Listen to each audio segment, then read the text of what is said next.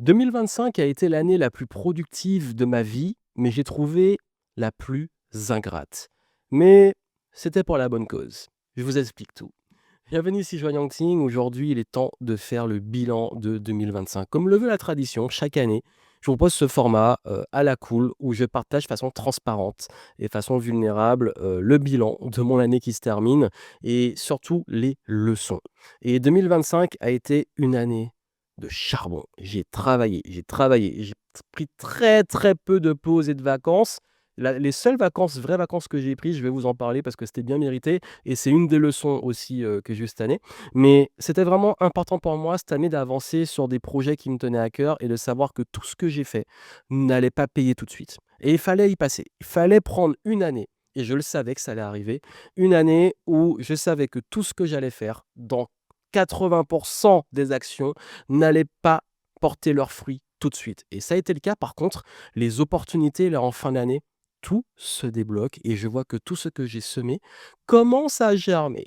Mais vous le savez, il y a des fois, on est obligé de faire des choses, c'est la base de l'investissement, où on ne récolte pas tout de suite. On ne sait pas tout de suite, je fais et j'ai une victoire. Il y a des fois, il faut faire des choses pendant des mois, des mois, des mois, et pas de garantie de victoire, mais on sait que c'est ultra important pour le long terme. Donc c'est ce que j'ai mis en place. Je vais tout vous dire. On va commencer par les grands objectifs que j'avais cette année. Ensuite, je vais diviser en perso et en pro, donc business, et qu'est-ce qui a été réalisé, qu'est-ce qui n'a pas été réalisé et surtout les grandes leçons. Et d'ailleurs, il y a une des leçons qui est, vraiment importante pour moi. Soyez vraiment allés jusqu'au bout parce que je crois que c'est une leçon qui quand j'en ai parlé en off avec des gens, parce que parfois on fait des bilans dans les masterminds, dans les groupes, avec mes clients aussi, on fait le bilan et on en a parlé par moment. C'est une des leçons qui pour moi est trop importante, mais trop, trop, trop, trop, trop ignorée ou pas comprise assez vite et on peut le payer très cher. La bonne nouvelle, c'est comme j'ai de l'expérience, je savais ça, mais je l'ai réexpérimenté et parfois un petite piqûre de rappel, ça fait du bien. Donc on va en parler parce que, en plus, j'ai une de mes clientes qui fait de la numérologie qui m'a dit que c'était en année 4.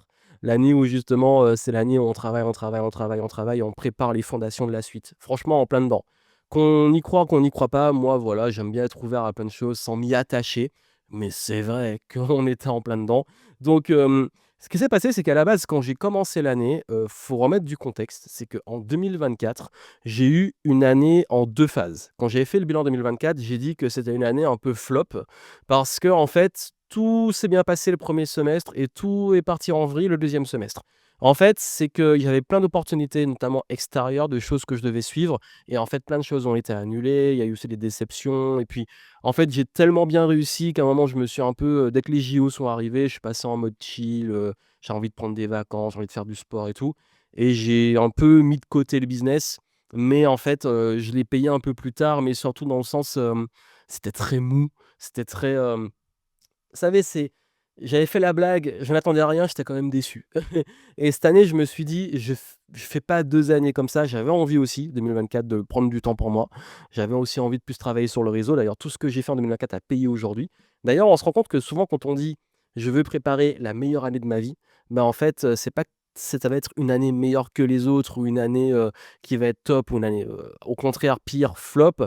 C'est qu'en fait, pour moi, chaque année, tout ce qui se passe, toutes les leçons qu'on en tire servent pour la suite. Et c'est ça, c'est une grande leçon que j'ai envie de partager avec vous, c'est que peu importe l'année que vous avez eue, la bonne attitude à avoir, c'est de vous dire, peu importe ce qui s'est passé en bien ou en mal, c'est ça qui me construit pour être meilleur pour les années suivantes. Et 2022 est une année très dure pour moi. Et du coup, je me suis rendu compte que tout ce que j'ai vécu là m'a trop servi pour les années suivantes. 2023 a été une remontada de ouf avec plein de leçons. J'ai beaucoup travaillé sur moi, j'ai appris sur moi. 2024 m'a ouvert en termes de réseau, d'opportunités, de nouveaux terrains de jeu. 2025, et là, j'ai décidé de mettre toutes les fondations de tout, toute la vision que j'ai créée en 2023-2024, tout ce que j'ai mis en place. Bah là, c'était de créer le concret. Le concret qui commençait avec un gros objectif qui était de justement sortir un nouveau livre. Alors spoiler, oui, de toute façon si vous me suivez, vous n'avez pas pu rater l'opportunité de cette sortie, mais sortir un nouveau livre qui est là, mais c'est pas que ce qui compte, c'est pas ce livre. C'est pas, le livre parce qu'en fait, il y a un petit côté, j'avoue, pour moi sortir des livres, c'est toujours cool, mais c'est presque devenu pas une routine, mais un truc que j'adore et qui est habituel. Mais là, c'est pas que le livre, c'est les profils de personnalité flow tasking. Cette année, j'avais pour objectif de lancer ces profils et les démocratiser. Ensuite, il y a eu, comme objectif le fait alors j'ai pas visé, une croissance cette année sur le plan entrepreneurial. Il y a aucun moment où je me suis dit: «Cette année, je vais faire plus X en CA». Je me suis dit: «Par contre, cette année, il faut vraiment maintenir un bon niveau de rentabilité», parce que je savais que je devais prendre 80 de mon temps sur des choses qui n'allaient pas être rentables tout de suite. Donc ça, on peut pas, quand on fait ça, être sur de la croissance, c'est pas possible. Donc je me suis dit: «OK, c'est pas grave, c'est pas une année de croissance, donc ça va être une année de plutôt solidifier, simplifier, mais surtout rentabilité». Et d'ailleurs en business, hein, très souvent on pense que, croissance, croissance, mais on oublie que la rentabilité, c'est très précieux et c'est même le plus important.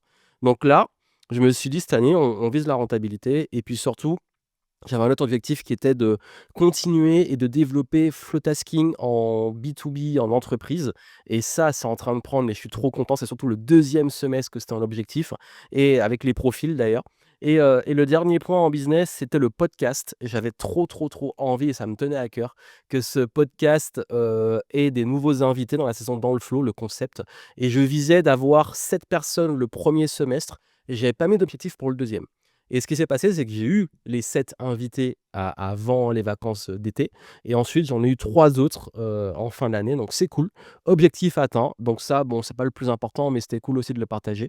Sur le plan personnel, là, c'était vraiment je me suis dit: «Il faut que je fasse un voyage dans un endroit que je connais pas», les fameuses vacances dont je vais vous parler, que, je règle mon problème de genou. Je me traînais, une tendinopathie depuis, un petit peu trop longtemps et je me suis dit: «Cette année, il faut vraiment que je le règle».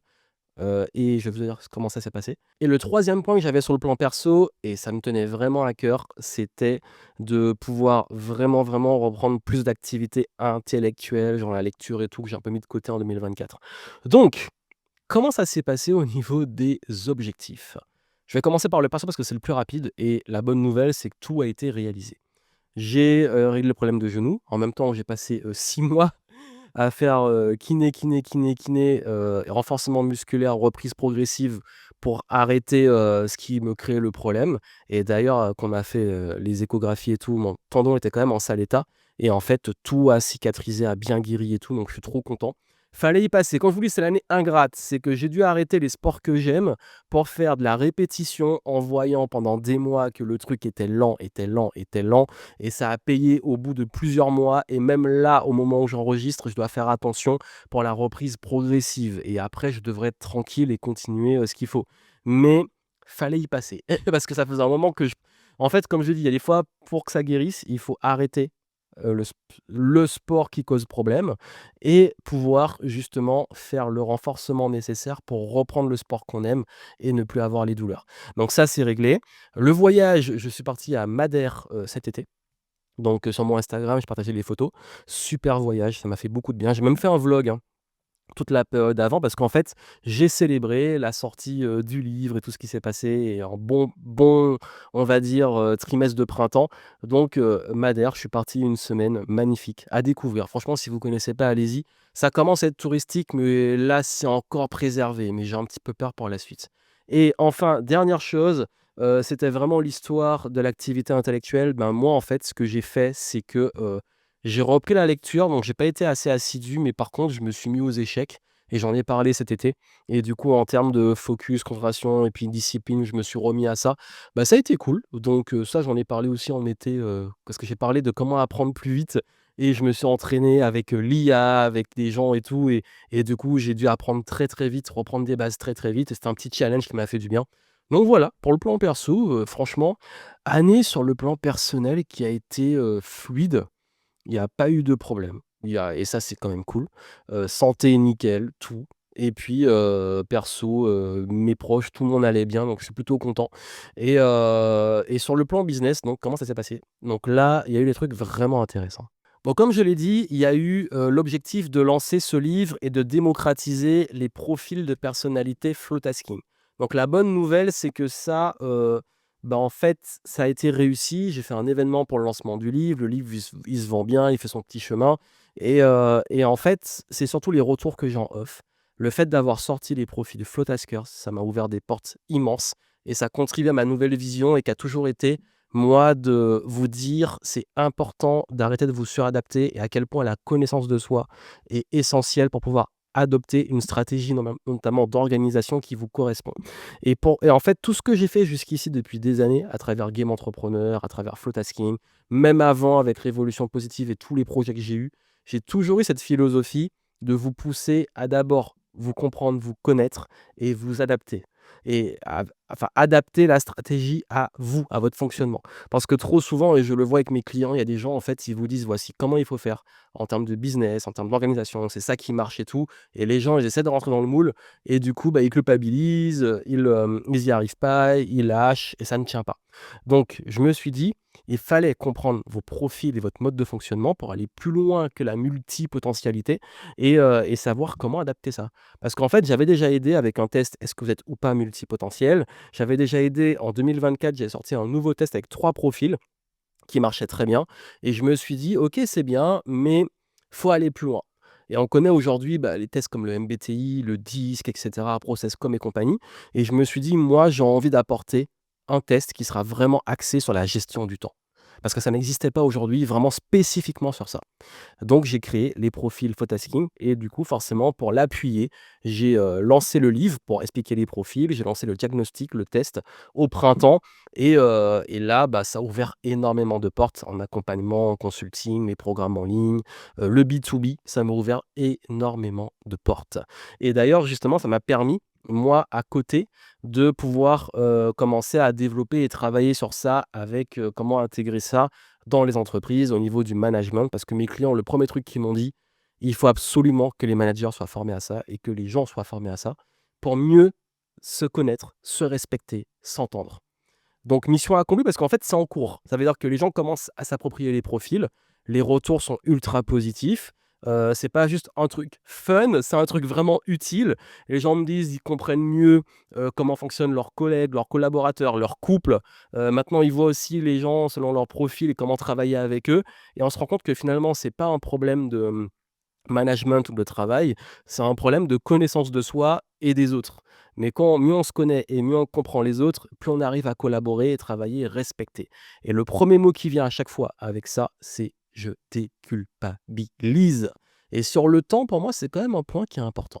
Donc ça, pour moi, c'est ma plus grande réussite 2025. Forcément, j'ai travaillé, quand je dis que c'était une année ingrate, j'ai énormément travaillé sur le nouveau site B2B, sur le positionnement B2B, sur tout un travail de fond qu'on ne voit pas, mais qui ne paye pas parce qu'en fait, c'est lent, c'est du réseau, c'est démocratiser les profils, que les gens comprennent, c'est la répétition, c'est faire des tests. Donc tout ça, en fait, ça prend, mais ça n'a pas pris tout de suite. J'ai lancé ça au printemps, j'ai commencé à avoir des retours. Je parle vraiment des retours, d'opportunités notamment, business, qu'en automne. Donc, et encore ça commence et là vraiment fin d'année, ça commence à exploser. Je pense que 2026, c'est là que ça va se dérouler, mais c'était le plan.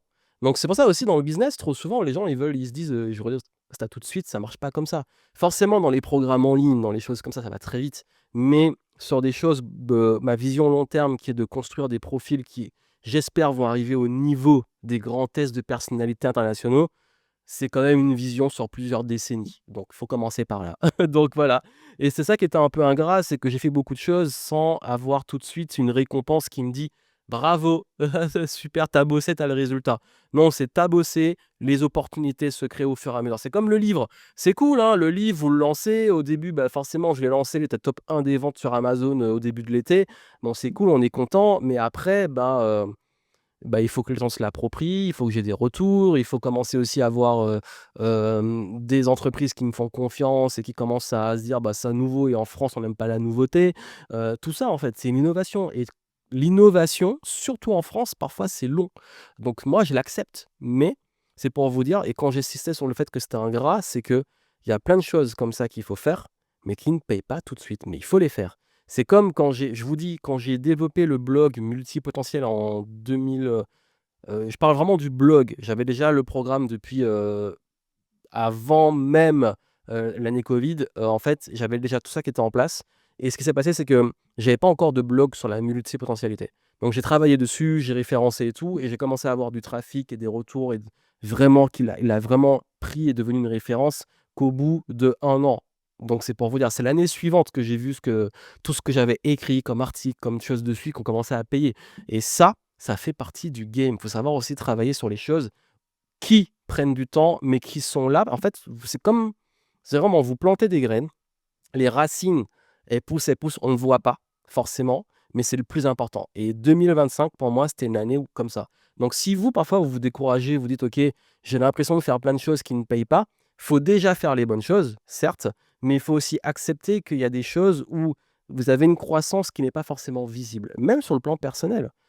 Si je suis à tout ce que j'ai accompli en 2025, c'était tout un travail personnel où j'avais pas vu l'impact tout de suite les années d'avant. Et c'est que en 2025 que j'ai commencé à voir tout ce que j'avais développé en termes de leadership, de confiance, etc., pour passer au niveau supérieur. Ça fait partie du game. Et c'est pour ça qu'il y a une des plus grandes leçons de cette année où j'ai eu un rappel, c'est que j'ai pas eu de méga réussite fulgurante, énormissime en me disant effet war, même si voilà, tout s'est bien passé, mais rien ne s'est mal passé. Donc c'est l'année où c'est un peu plat. Il n'y a pas de très haut, pas de très bas. On va pas s'en plaindre. Mais il y a quand même un truc, c'est qu'il y a eu mes seules déceptions de l'année, et c'est vraiment mes seuls échecs, c'est qu'il y a des fois où je me suis pas assez écouté. Ça a été très rare. En fait, pour être honnête avec vous, ça s'est passé 2 fois. Où j'ai accepté des collaborations un tout petit peu forcées, où c'était pas prévu. Et je me suis laissé un peu embarquer. J'ai dit: «Mais non, vas-y, c'est OK». Il y a un truc que je sentais pas. Et forcément, et quand je vous dis, il y a pas eu de grandes conséquences dramatiques, ça ne s'est pas forcément bien passé. Alors, le truc, c'est que ça a pas eu des conséquences et tant mieux. Mais ça m'a quand même rappelé, non seulement pourquoi il y a certains milieux dans lesquels je veux plus traîner, ou des gens avec qui je veux plus collaborer, et de me dire peut-être que maintenant ça va être différent, mais en fait non, c'est ton intuition t'a dit un truc, il faut l'écouter. Donc ça m'a permis de comprendre vraiment un point fondamental qui est qu'il faut toujours s'écouter. Quand vous ne sentez pas un truc, vous ne sentez pas quelqu'un, ne le faites pas. Mais la bonne nouvelle, c'est que vraiment, je vous dis, c'est anecdotique. Ça veut dire que ça m'a quand même, moi, vous savez, moi, la loyauté, le respect des engagements, de la parole, c'est ultra important quand les gens le font pas, ce qui s'est passé, ça me saoule. Mais ça n'a pas eu de conséquences. C'est juste perdu en fait, vraiment juste perdu mon temps, même pas perdu d'argent en plus. C'est pas grave. Mais par contre, l'avantage, c'est que j'ai eu d'autres collaborations qui ont été géniales. Les gens dans le podcast. Tous les gens dans le podcast qui sont passés, top. Des collaborations même sur Bordeaux, top. Il y a plein de trucs bien qui sont passés, donc ça efface très rapidement. Mais juste pour vous dire, c'est important d'écouter votre intuition. Mais l'avantage, c'est que justement, j'ai eu ce petit rappel, ça m'a saoulé, je suis passé à autre chose. Pas de grosses conséquences parce que justement, j'ai arrêté à temps. Mais au moins, c'est cool. Mais par contre, j'ai eu plein de nouvelles collaborations qui en 2026 vont être géniales. Et ça, c'est top. Pareil, c'est important, ça c'est l'une de mes plus grandes leçons, de suivre sa ligne directrice. Cette année, j'ai vraiment écouté ma stratégie, même quand elle payait pas. Il y a des fois où je fais un truc, je me dis: «Ah, faut que je fasse ça, c'est ma stratégie, je la suis». Et on l'a fait, on l'a fait, on l'a fait. Ça marche pas, ça marche pas, ça marche pas. Pas de résultat immédiat et puis à un moment, ça explose. Alors c'est pas encore une fois, c'est pas une année fulgurante, mais ça finit par fonctionner. Et à chaque fois, j'ai eu toutes les raisons de me dire: «C'est pas la bonne voie, c'est pas la bonne stratégie», mais de me dire: «Non, c'est ça que tu dois faire et je le sens là». Et à chaque fois, ça a payé. Franchement, c'est 100.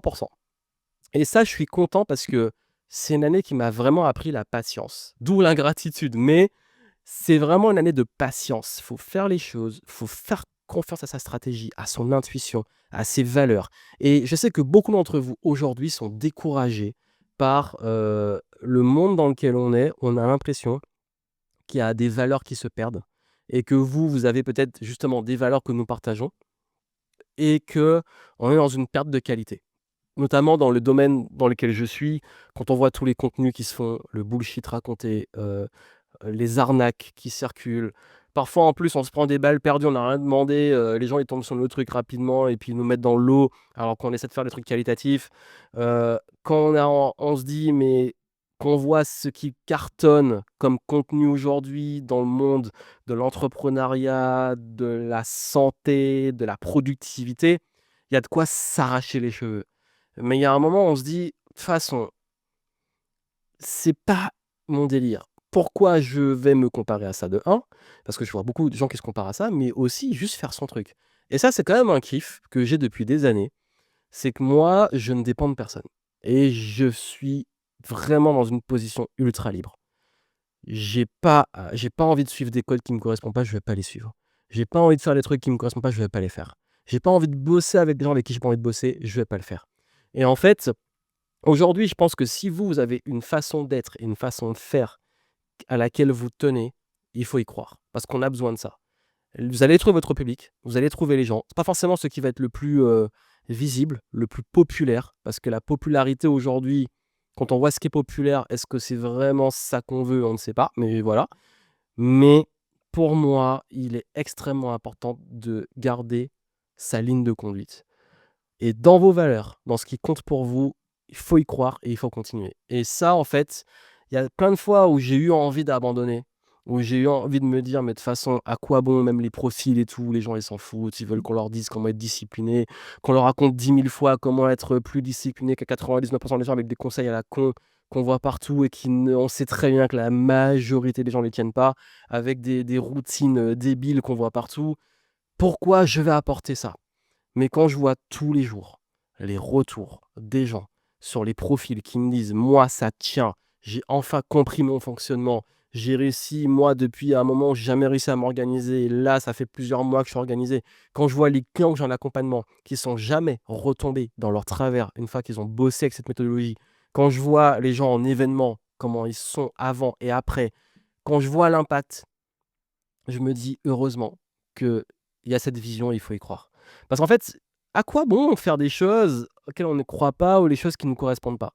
Je préfère échouer en faisant quelqu'un qui est juste avec mes valeurs, avec des choses qui me tiennent à cœur, avec ma façon de faire, que de réussir en mettant un masque ou en faisant des trucs qui ne me correspondent pas.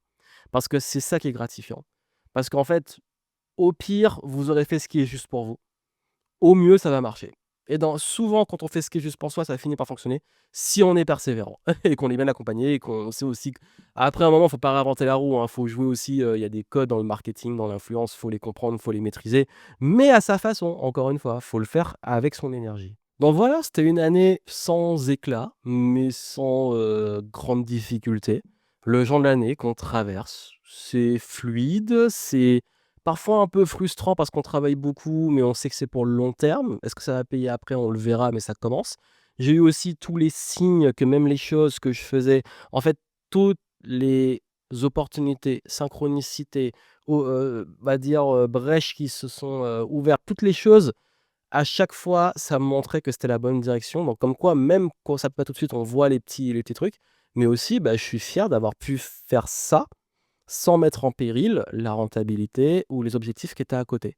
Donc, c'est une année, pour le coup, je trouve satisfaisante et où je suis fier d'avoir, fait ce marathon et de me dire: «Bah, en fait, toutes les bases sont fortes et il y a pas de raison qu'en 2026, je ne puisse pas utiliser toutes ces fondations pour aller plus haut». Parce que ça, c'était vraiment les fondations. Alors, objectif 2026, j'en parlerai après. Et d'ailleurs, moi, j'ai quand même un petit truc, c'est que j'aime pas trop parler publiquement de mes objectifs, avant. C'est c'est un truc que j'ai, je sais pas pourquoi, j'ai pas c'est pas que j'ai «peur» entre guillemets qu'on les critique ou quoi, c'est juste que j'aime bien les garder pour moi. Parce que c'est pour moi et pour l'équipe, pour les choses en interne, mais en fait, c'est juste ma philosophie.